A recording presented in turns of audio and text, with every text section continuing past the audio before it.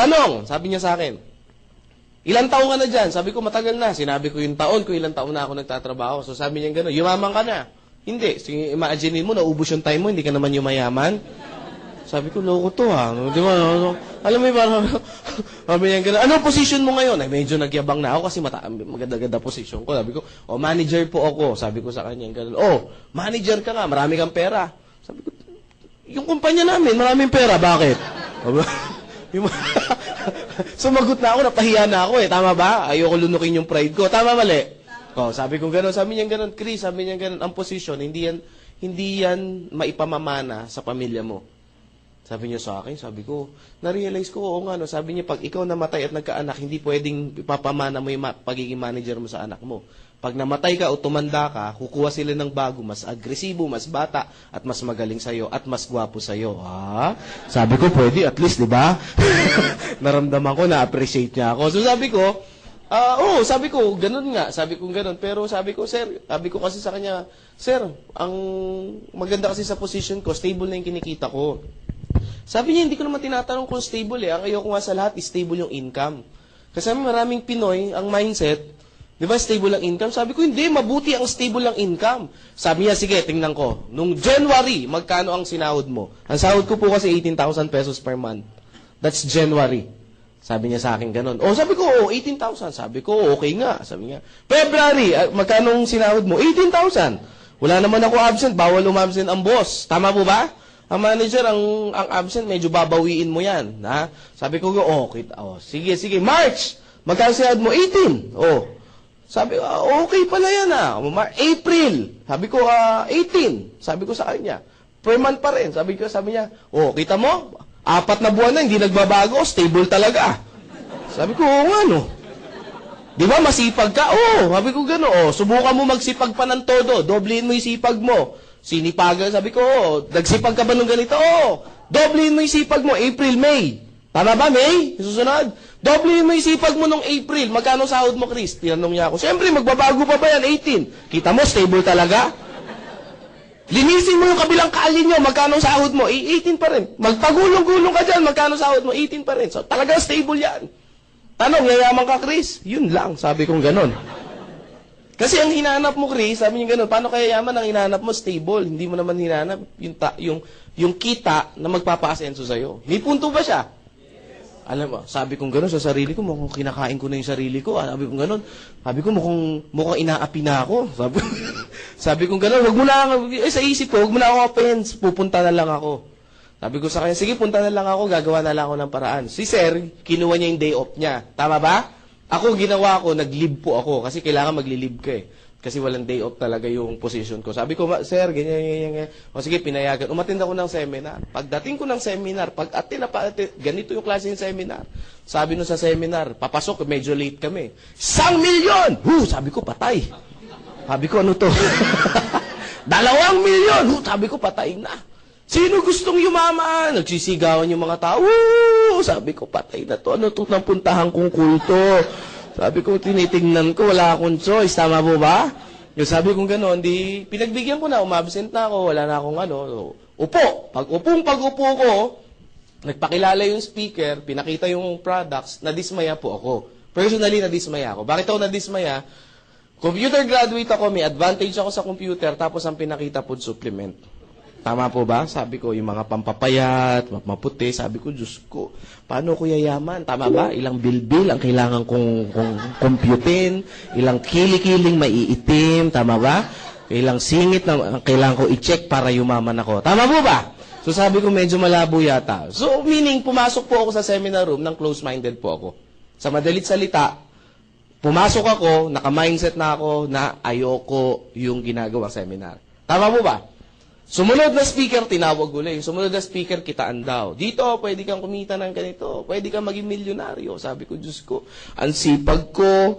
Sabi ko, ang galing ko. Sabi ko, yung talent ko. Sabi ko, never ako. Sabi ko, imposible talaga. Sa hirap ng buhay nga, imposible yumaman. Sabi ko sa sarili ko. Sabi ko, gano'n, niloloko lang ako ng taong to. Sabi ko, gano'n. Tapos, biglang nagsabi siya, ganito po. Wala na. Baliw na rin ako. Bakit? Kinain ko na yung pride ko, may sasakyan siya, ako wala eh. Tama po ba? Sabi ko lang yan itong speaker na to, ganito lang, tapos grabe. nagsisigaw lang, kumita na ng malaki. Kaya ko rin kayang sumigaw. So, yun na po yung nangyari. Now, after ng seminar, sa madalit salita, sabihin ko na po sa inyo, nag-join ako, hindi? Hindi po ako nag-join sa madalit salita. Bakit po? Na-hype po ako, pero nandun pa rin sa isip ko yung duda. Nagdududa pa rin ako na, pwede bang kumita talaga ng ganong kalaki? Kasi, ang ini-explain sa akin, pwede kang kumita ng at least 1 million, hindi at least pwede kang kumita ng 1 million pesos per month. Parang nakakalaglag pa nga. Ang alam ko sa 1 million per month, kailangan mong tayaan ng maraming beses sa loto yan. Tama po ba? Kung aatin ka sa Wawawi, ilang pila yung aatinan mo. Tama po ba? Ilang bingo yung aatinan mo bago ka manalo ng 1 million. Tama po ba? So sabi ko parang suntok sa buwan niya. Sabi ko parang napakadali niya sabihin. Pero parang kako sa isip-isip ko, sa katotohanan ng buhay, mahirap gawin. Tama po ba? So sa madalit salita, hindi po ako na-convince. Pero na-appreciate ko yung seminar. Alam niyo, naramdaman nung nag-invite na hindi po ako na-convince. Naramdaman niya, pag pinakawalan niya ako, hindi na ako magpapakita uli. Maliwanag po ba? Tingnan niyo yung mga katabi niyo. Yan ba yun? Yung mga ganyan, yung mga tipong pag pinakawalan niyo, hindi na magpapakita muli. Oh my God, ha? So, nung naramdaman nung invite ko, na sabi niya, mukhang hindi na-convince, Sabi niya, Chris, mag-coffee muna tayo. So, nag-coffee po kami. Nag-start kaming mag-coffee. Natapos kasi yung seminar. Buti nga ngayon medyo maaga eh. Noong time na yon, natapos kami 10 p.m. yung seminar. Ganyan po. Yung mamaya, 10 p.m. yata matatapos yan eh. Hindi ngayon yung mamayang susunod. Baka mamaya mag-uwian kayo bigla eh Ano lang tayo, dapat alas 5 siguro kaya natin to mga 5:30 tapos ako. Maliwanag okay lang ba sa inyo yun? Ayan 5:30 ng maga Ayan. Joke, Nag-start kami mag-coffee, 11 p.m. Alam niyo po ba kung ano oras kami natapos?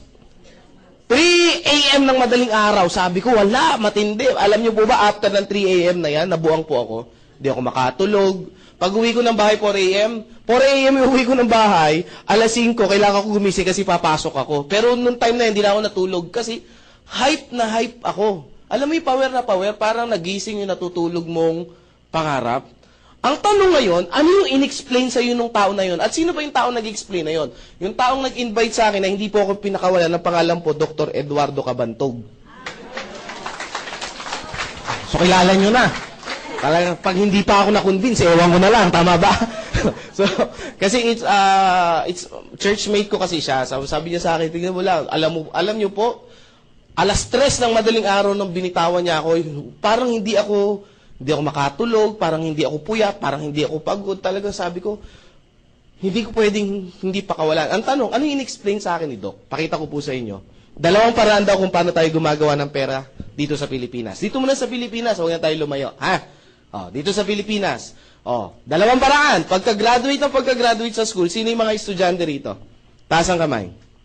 Yan, konti nagtaas ng kamay. Sino yung mga naging estudyante dito? Taas ang kamay. Sige. Kahit kindergarten, sige lang, magtaas lang. Ang importante, nakaranas mag-school. Sige po.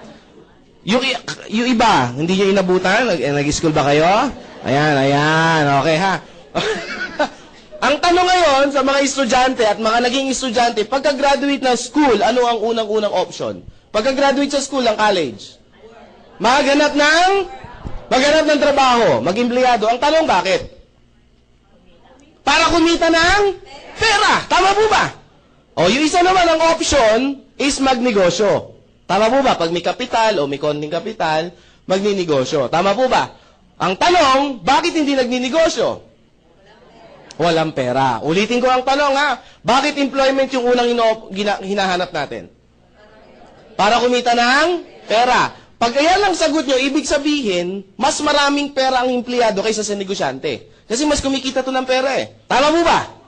May sumagot kanina, sabi niya, yes, mas kumikita to ng pera kaysa dito. Tama po ba? Kaya mas maraming sasakyan nito kaysa dito. Tama po ba?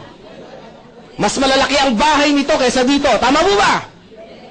Ang tanong, uulitin ko yung tanong, bakit employment yung una nating hinahanap?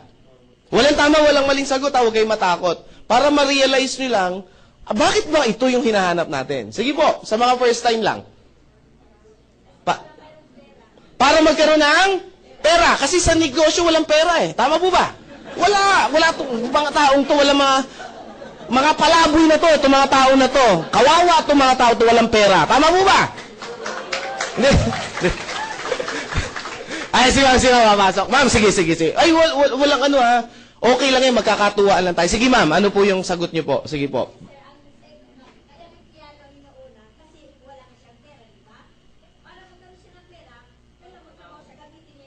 Yan. O, palakpakan natin sa... Yan. Pag sinabi, babalik ako kay ma'am. Ma'am, ano po name niyo, ma'am? Mami, ha? Tita na lang tawag ko sa inyo, o ate. Yan, ha? Ma'am Alice. Ma'am din, bumagsak no? O Ma'am Alice, pag sinabi bang negosyo, ano unang kailangan? Si ma'am lang, si ma'am Alice lang. Kapital. Yan. Pag sinabing kapital, ano unang kailangan? Pera. Tama po ba? Sagot kayo. Tama po ba? Ano unang kailangan sa kapital? Mali. Idea po. Pangalawa lang ang pera. Maraming Pinoy, ang akala nila pera ang una. Ano ginagawa ng Pinoy? This is the traditional way na ginagawa ng Pinoy. Papangakuan yung pamilya. Anak, mga asawa, mga anak, mga asawa. Ba yan, nasasabi ko? Pupunta muna ako ng ibang bansa, magtatrabaho ako at mag-iipon ako ng pera. Tama, mali? Yung binibitawan sa atin para pag makaipon ako, uwi ako ng Pilipinas, magninegosyo tayo. Tama ba? At magbago ang buhay natin. Tama ba? Nagtrabaho na ilang taon, pag uwi ng Pilipinas, may pera, wala. Hindi, karamihan meron. Karamihan meron. Sabi nga, maliit lang. Hindi ko naman tinanong kung maliit o malaki. Tama ba? Ang sinabi ko, na umuwi ng Pilipinas, merong dalang pera. Tama po ba? Either 10,000 yan, 20,000 yan, wala tayong pakialam doon. Basta meron siyang inuwing pera. Tama po ba? Pero bibihira yung nag-uuwi ng 10,000 ha. Karamihan meron talagang ipon pag uwi. Mga minimum yan, may 50,000. Gaya kasi bakit ko alam, mostly ng family ko, mga tsahin ko, mga upper na kamag-anak ko, mga talaga abroad yumaman. No po, ito ngayon yung question. Pag uwi ng Pilipinas, may dalang pera, karamihan po ba nagninegosyo? Ano ginagawa? Bibili ng flat screen, malalaking TV, refrigerator. Tama po ba? Mga bago sa bahay. Tama po ba? Papakain dito, syempre, mayabang galing abroad Tama ba? Mataas ang ere niya. Tama, mali? Syempre, galing abroad. Bigay dito, bigay dyan. Tama po ba? Pag piyesta, pakain ng todo. Pag birthday, talagang todo max. Tama po ba?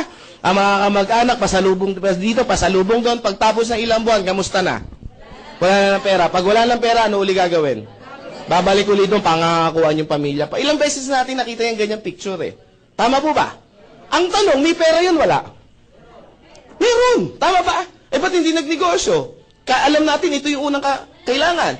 Yes, walang idea. Bakit employment ang una natin pinapasok? Kasi walang idea sa... Yun yung dahilan. Kasi pag pinagsabi natin kapital lang at pera lang, ang tanong, pag ikaw ba nag-empleyado, walang kapital na pera? Marami ako na-interview, ang dami di ba? Yung naghahanap pa lang ng trabaho araw-araw, magkano na ang kapital? Pamasahe, pagkain. Tama po ba? Pag natanggap ka, requirements pa. Tama po ba? Sabi, maliit lang yun. Ang negosyo po, alam niyo po bang hindi naman pinagbabasihan kung gaano kalaki yung pera?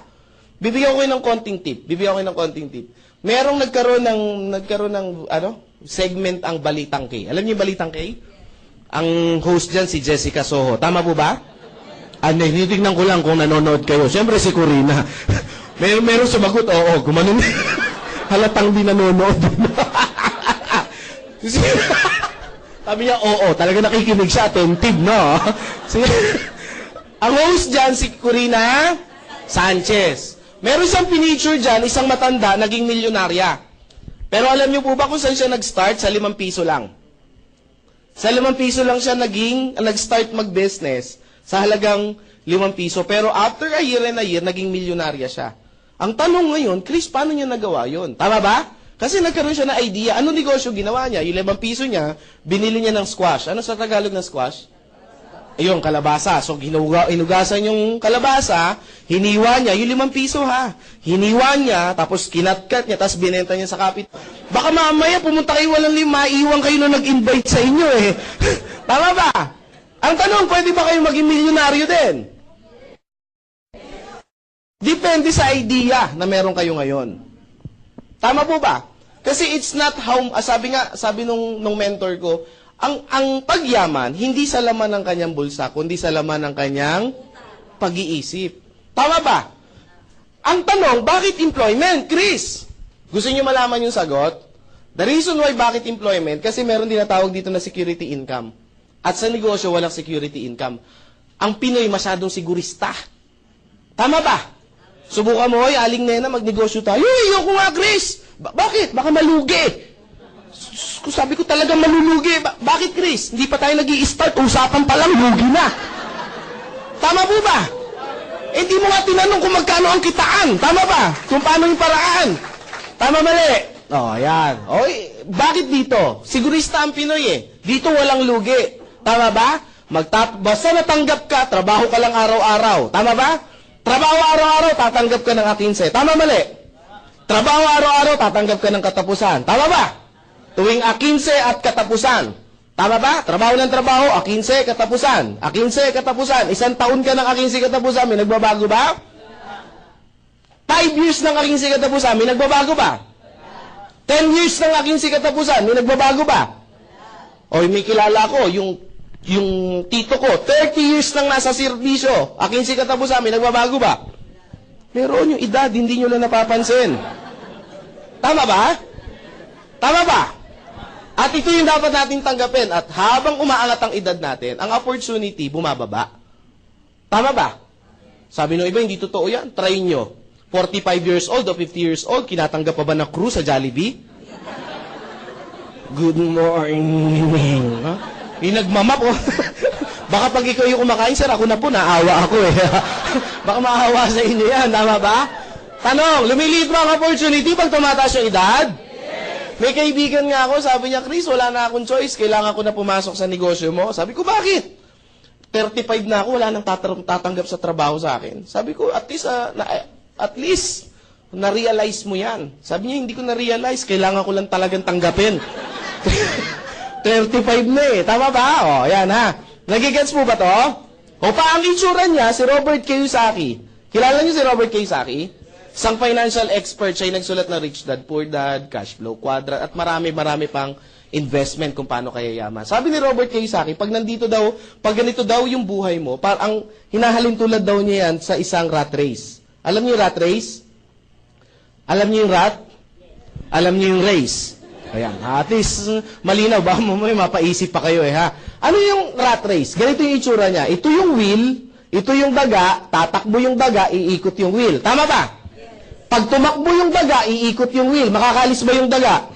Sagot kayo ng malakas, bibilisan niya, times 2 yung bilis. Makakalis ba siya? Times 5, makakalis. Times 100, makakalis. So, hindi makaalis. So, parang ganito din, A15 katapusan, ilang taon ang A15 katapusan, hindi makaalis. Sa A15 katapusan. Sabi ng iba, oo nga, no. Paano nangyari yan? Pamali ko. Tama ba? Hindi ko rin alam. Basta ang alam ko, yan lang yung diagram. Tama ba? Baka sasabihin ng iba, Chris, siguro may galit ka lang sa employment. Wala po akong galit sa employment. The point is, na-realize ko lang. Tama ba? Sabi ng iba, Chris, income eh. Dagdag income. Hindi naman namin sinabing bawas income eh. Tama ba? Kumikita ka ng 10,000 sa employment. Tapos, dagdagan mo ng negosyo, 10,000 din. Malaki bang tulong yan? Yes. Tama ba? Ganyan yung dati sa akin, 18,000 pesos per month. Then, after ilang months, ang nangyari sa akin dito, 120,000 per month.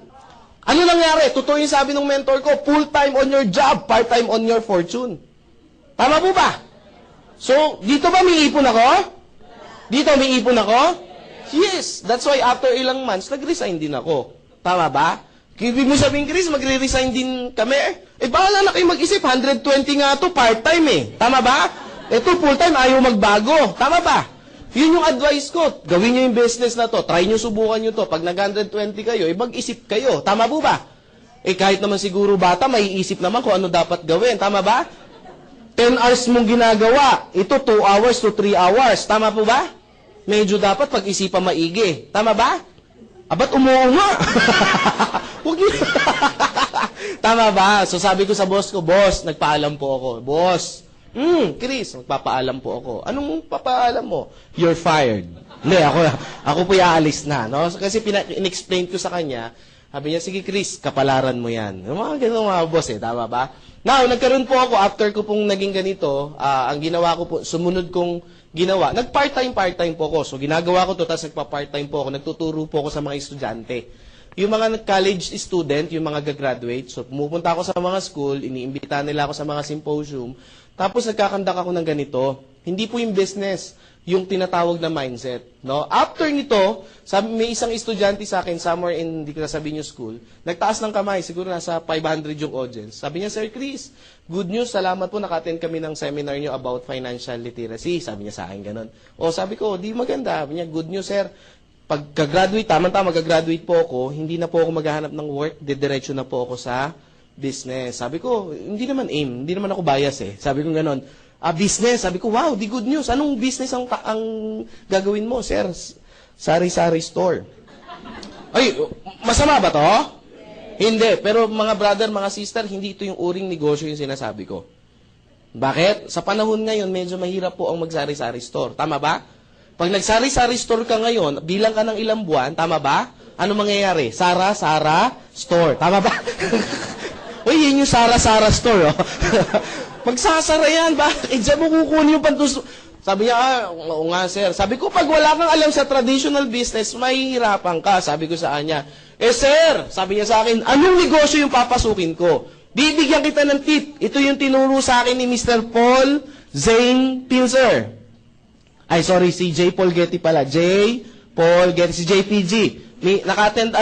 Nakabasa ako ng libro niya, pag magninegosyo ka daw, sabi ni J. Paul Getty, kailangan daw, yung ginagamitan ng time leverage. Narinig niyo na po ba to?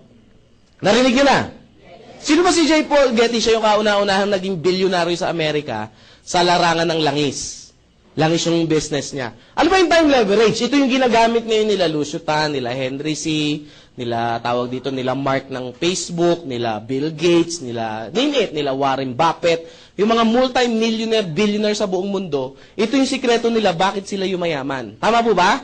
Tanong ba natin sa sarili natin, bakit ang mga mayayaman lalong at ang mga mahirap lalong Tanong na ba natin sa sarili yan? Matagal na ba ang tanong yan? Nasagot na ba? Kung tagal na yan, no? Ay masagot. Ito, bigay ko po yung sagot. The reason why bakit ang mayaman lalo yung mayaman, kasi ang mga mayaman, alam nila o natutunan nila yung time leverage. Ano ba yung time leverage? Ang time leverage is simple lang po. Explain ko po sa pinakamadaling salita or para madaling maunawaan. Tao. Ang tao may ilang oras sa isang araw. Sino mga first time? Taas ang kamay. Madali lang naman yung tanong ko eh. Ma'am, ang tao po may ilang oras sa isang araw? Nandiyan ba yung mga tinawag ko? Alam ko nandito lang yun eh. Ma'am, ano po name niyo, ma'am? Apo, sige po. Pearly. Dami namang pangalan, Pearly pa. Yan yung unang bumasted sa akin eh. Oo, yung unang-unang niligawan ko ang pangalan, Pearly. Ayan. Yung sumunod ko lang niligawan, Bernardo na yung pangalan. Pearly. Sabi niya, babae rin yun, babae lang. Okay. Bernardo Jr. Ma'am Pearly, ang tanong, Ma'am Pearly, ang tao may ilang oras sa isang araw? 24 hours. Pwede bang sumobra, ma'am? Si Pearly lang. Ang dami bang Pearly rito? Dami pala. Joke lang. Biro lang. Per day. Ma'am Pearly, pwede bang sumobra? Pwede magkulang? Hindi pwede. O, palakpakan natin si Ma'am Pearly. Yan. Ma'am, ano po name niyo, ma'am? Miriam. Sige, si Ma'am Miriam muna. First time niyo, ma'am? Hindi po. Hindi. Si ma'am po na lang. First time kayo kanina, di ba? Ano po name niyo, ma'am? Ha? Maki. Kita niyo na? So, ibig sabihin yung pangalawang niligawan ko, babae din yun. Bernardo, malaki nga lang talaga yung nandito niya. Saka malaki lang talaga, boses. O, Maki, sangayon ka ba kay ma'am?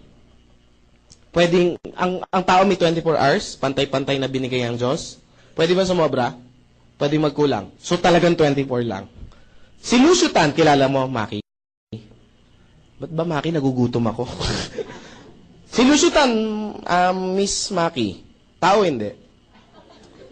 Pangalawa, hindi, may sumagot kaya sa akin dito minsan, di ba? Sabi niya, hindi. In-check. Sabi ko, totoo kaya, di ba? Sino mga member may sumagot last time dito? Sabi ko, hindi, in-check yan. Sabi ko, kailan pa naging hindi tao ang in-check? Sabi ko, tao rin po ang in-check, ha? Wala ka. Natatawa kasi kayo sa tanong ko eh. Kung tao si Lucio Tan Maki, ilang oras meron siya sa isang araw? 24 hours. Lucio Tan had minimum hours of 40,000 hours per day. Sabi na iba, sabi ko na, inchik talaga yan eh. Ang tanong ngayon, alam ko na yung pumapasok sa mga first-timer, alam ko yung tanong, paano nangyari yan, Chris? Tama ba? Ginamitan nila ng formula ng time leverage. Lahat ng bagay may formula sa mundo. Tama ba? Ang math may formula. Ang science may formula. Even ang buhay natin may formula. Now, paano nangyari? Marami pang negosyo si Lucio Tan. Marami. Philippine Airlines, Fortune Tobacco, Asia Brewery, Allied Bank, etc., etc., University of the East. Marami. Isang negosyo lang pag-usapan. Philippine Airlines. Under Philippine Airlines, may mga empleyado ba? Bawat empleyado, ilang oras ang minimum na pinapasok? 8 hours. Yung 8 hours na to, na minimum na pinasok, kanino to? Ki empleyado o ki boss? Ayan, may nagsabi ng empleyado, may nagsabi ng ki boss. Taas ang kamay ng ki empleyado. Okay, wala. Taas ang kamay ng ki boss. Yan, meron nagtaas. Taas ang kamay ng walang pakialam. Ay wala, hindi ko alam kung nasaan kayo eh. Tama ba?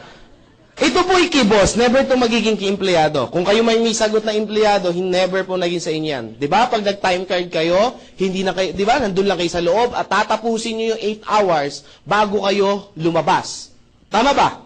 Tama mali. Bakit naging key boss yan? Kaya ka nga binabayaran eh. Binibili niya yung oras mo, lakas mo, yung skills mo, yung mga natutunan mo. Tama po ba?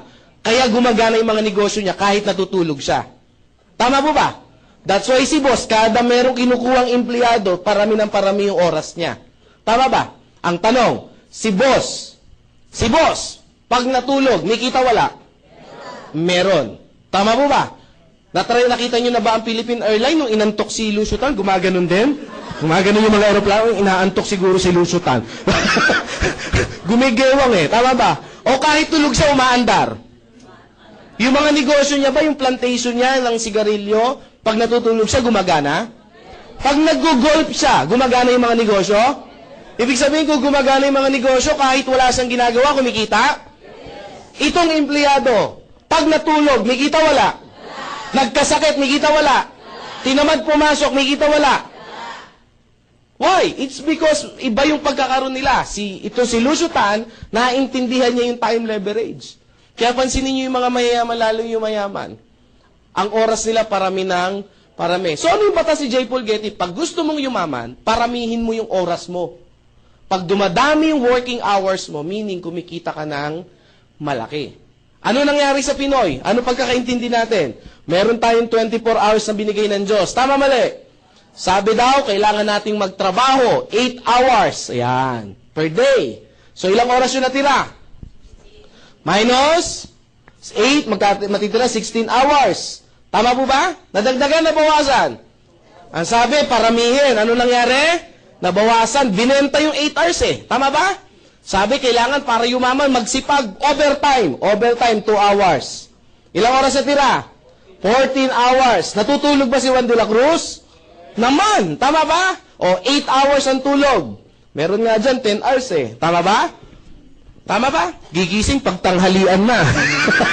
O, ilang oras na titira? 6 hours. Si Juan de la Cruz ba may TV sa bahay? Pag may TV ba, ginagamit yan o display lang? Ginagamit. Minimum na lang. Yung tipong yung mga teleserye. Yung teleserye na, huwag na tayo mag-umpisa sa umaga. 3 hours. Ilang oras matitira? 3. Dumadami. Tama po ba?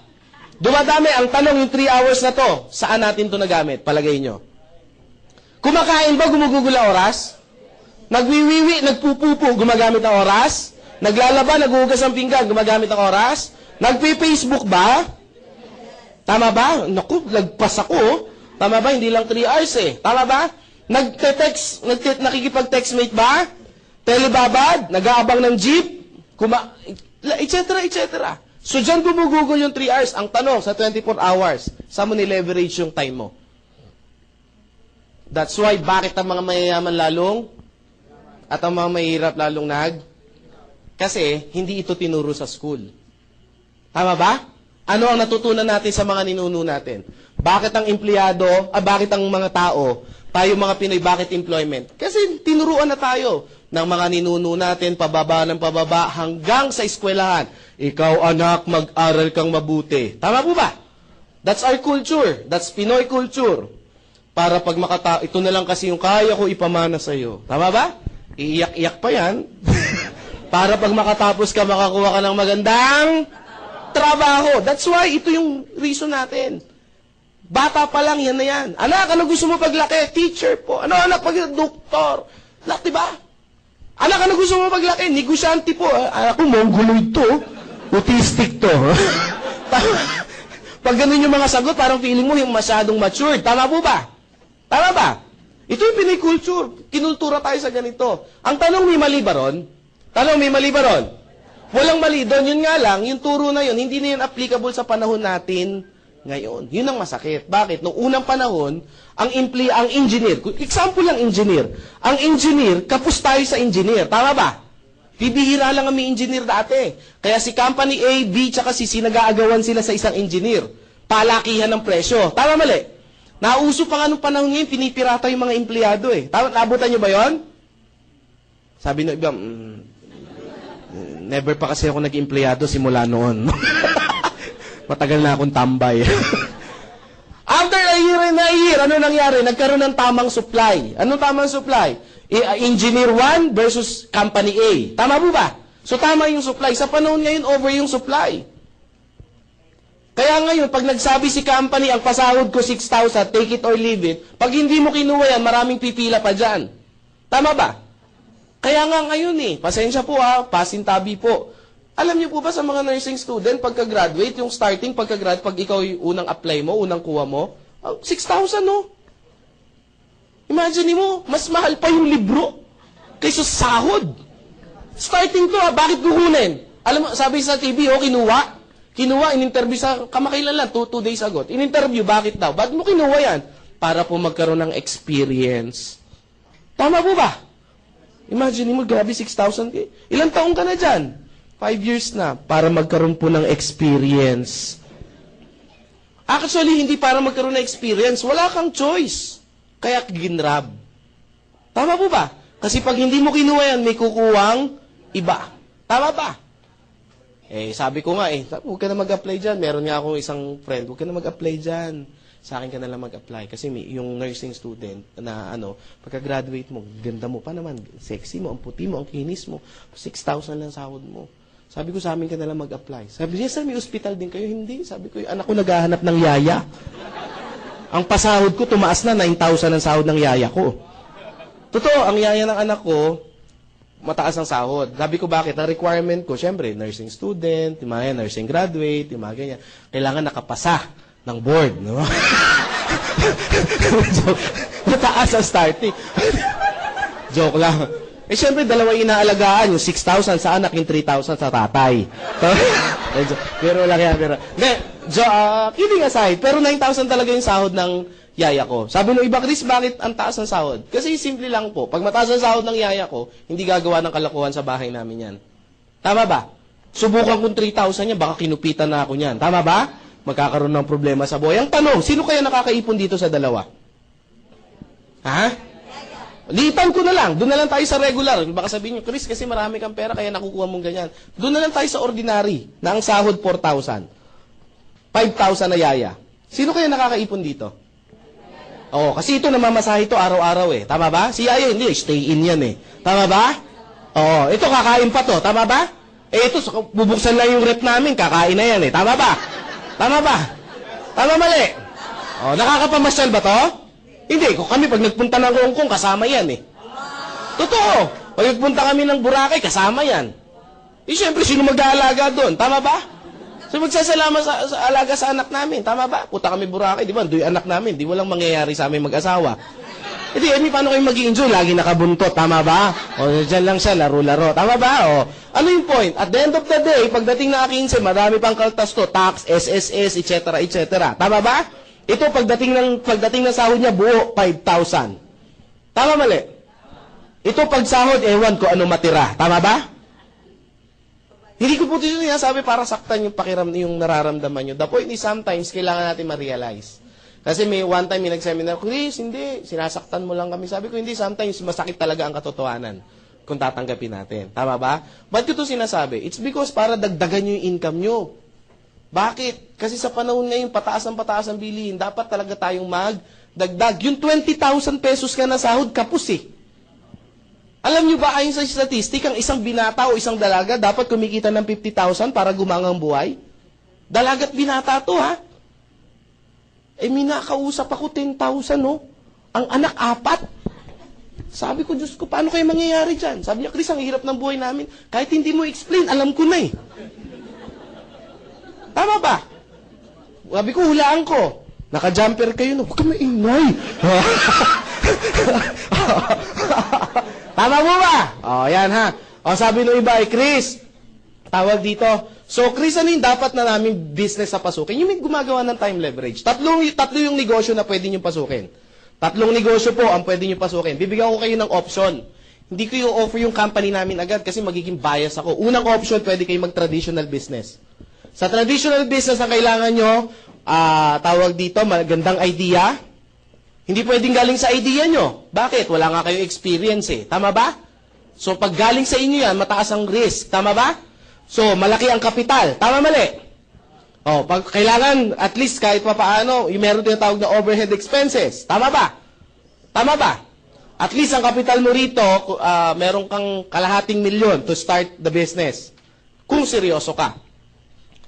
Sabi ng iba, magkano kikitain yan? 10%. Magkano ngayon yan? At least monthly meron kang 50,000 para kitain. Pwede na? Sabi ng iba, no, pwede kayo dito? May kalahating milyon kayo?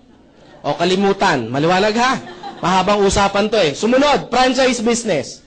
Ang franchise business ba maganda? Maganda ba ang franchise business? Yes, bakit? Merong nag-isip ng idea na. Ang gagawin mo, kakapitalan mo na lang. Tama mali? And then the rest, same. Meron 3 uri ng franchise business. Small, medium, and large. Yung small, medium, and large, itong large muna tayo. Ito yung mga tipong Jollibee, McDonald's, yung mga ganyang KFC, at least meron kang 20 to 30 million. Meron ba kayo yan? Kalimutan. Dito tayo sa medium, kung saan tayo mag-meet. Maliwanag? Mahirap i-explain ko. Wala naman kayo, sayang ang oras. Tama ba?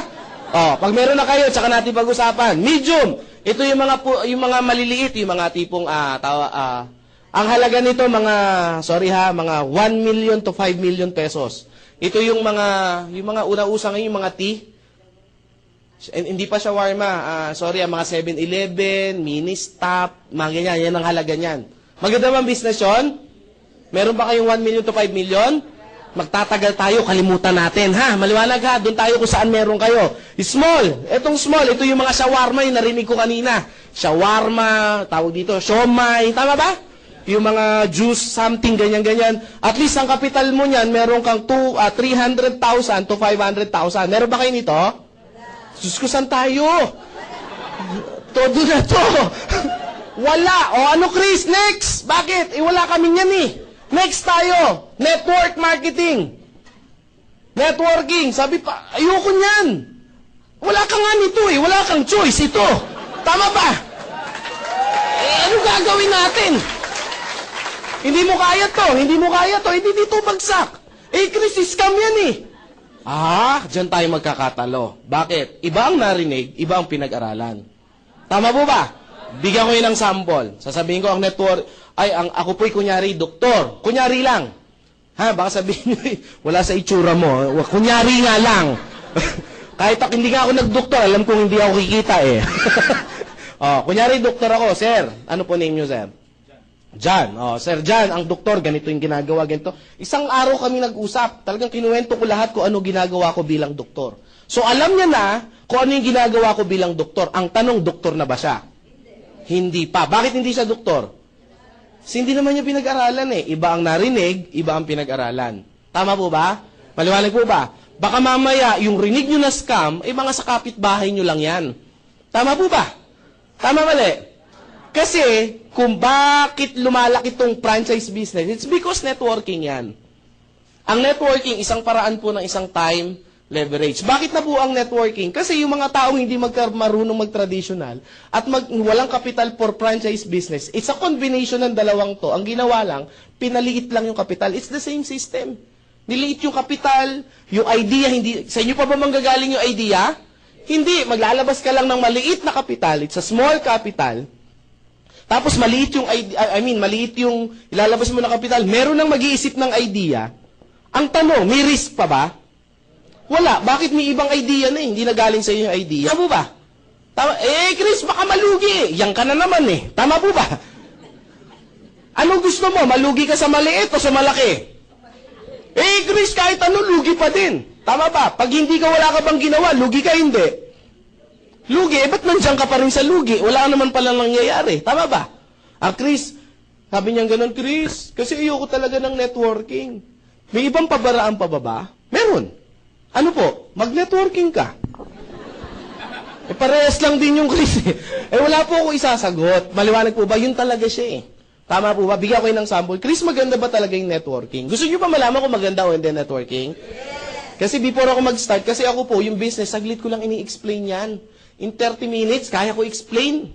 Pero yung talagang gusto ko, before kayo umuwi, lahat kayo, naintindihan nyo, bakit kayo maghahanap ng extra income. Sayang yung oras na dinala nyo rito yan. Pag uwi niyan, sasabihin niyan, ay, mas maganda pa rin ang empleyado.